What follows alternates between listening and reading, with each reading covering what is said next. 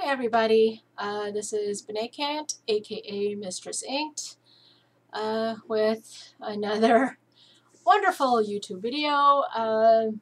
Today's video is going to be on the Liberty Jail Prophecies. I'm continuing the series on Joseph Smith's failed prophecies. The Liberty Jail Prophecies are ones that he made while he was sitting in jail, in Liberty Jail, which is in Liberty, Missouri. These happened at about March 20th, 1839, and they are recorded in the D&C, or Doctrine and Covenants, chapter 121. A lot of these come in the form of a prayer, so that's why they're considered prayer and prophecies.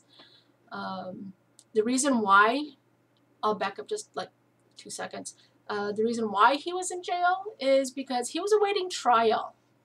He was awaiting trial because for being a glass looker, which was very highly frowned upon, because as most intelligent people will know, glass lookers, fortune tellers, people like that, they're basically frauds. And back in the 1800s, if you got accused of it, you actually went to trial for it and got thrown in jail. I learned later that Joseph Smith exacted his escape while sitting in Liberty Jail. What he did is he had one of his friends bring in a big bottle of booze, which he gave to the jailer, got the jailer drunk, and he got buddy-buddy with the jailer. Guy let him out, and he escaped. So that's the basic story.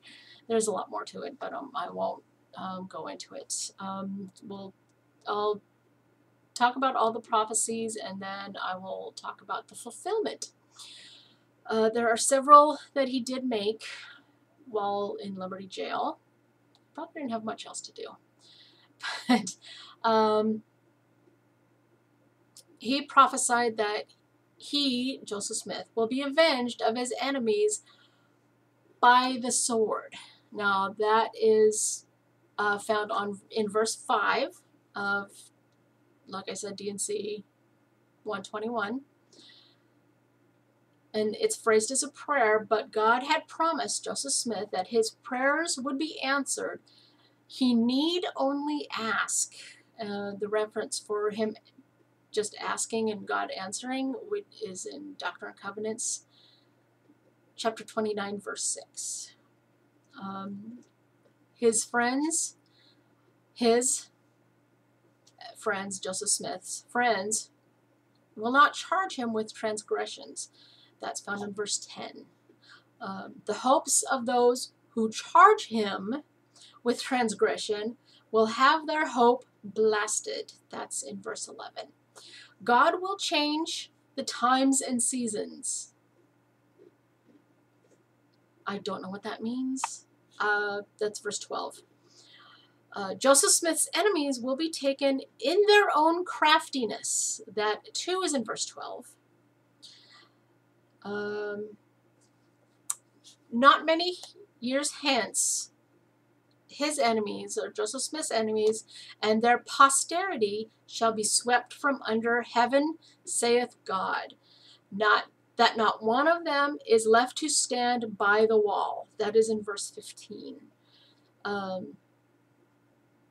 This one is really confusing to me. Is knowledge will be poured down from heaven upon the heads of Mormons.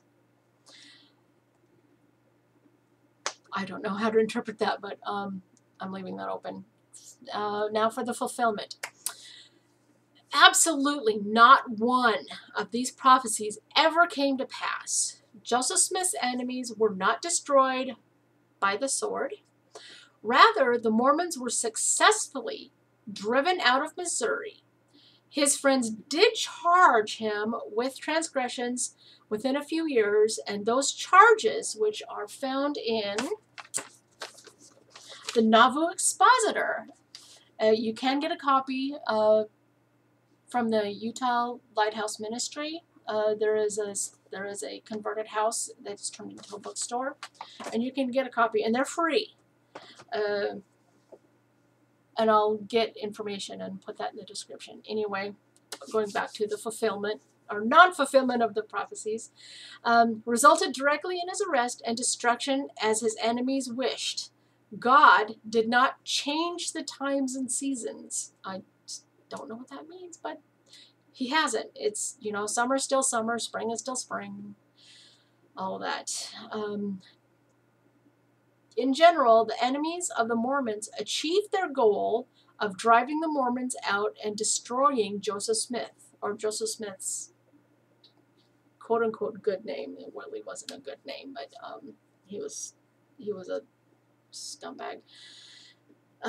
Their posterity was not destroyed, but survived. At least there is no record of the anti-Mormon Missourians being swept away, and what knowledge has been poured upon the heavens since 1839. I still don't know what that means. What knowledge has been poured upon the Mormons? Anyway,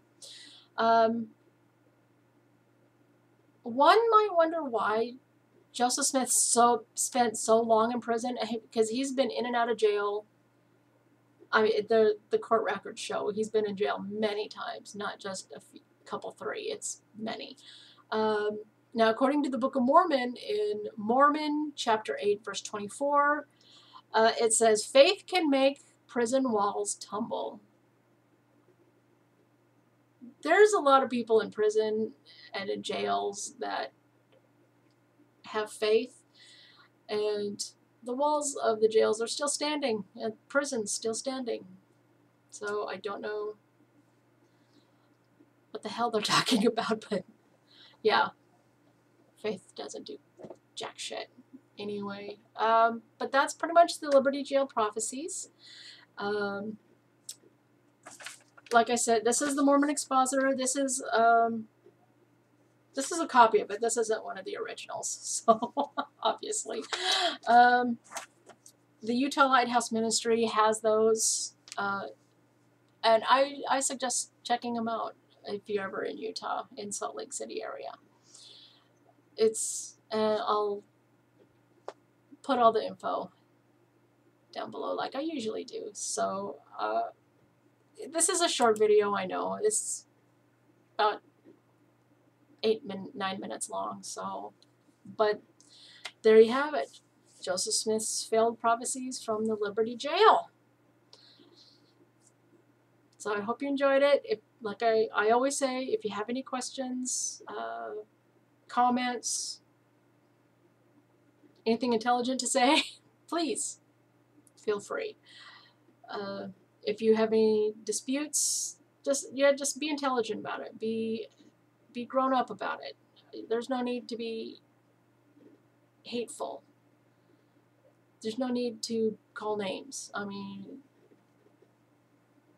that's one of the things that just really bothers me about this, is there's a lot of people that have attacked me personally and called me names and saying, oh, you're ugly, you're this, you're that, you know, and there's no reason for that. That just means to me that they have absolutely no argument.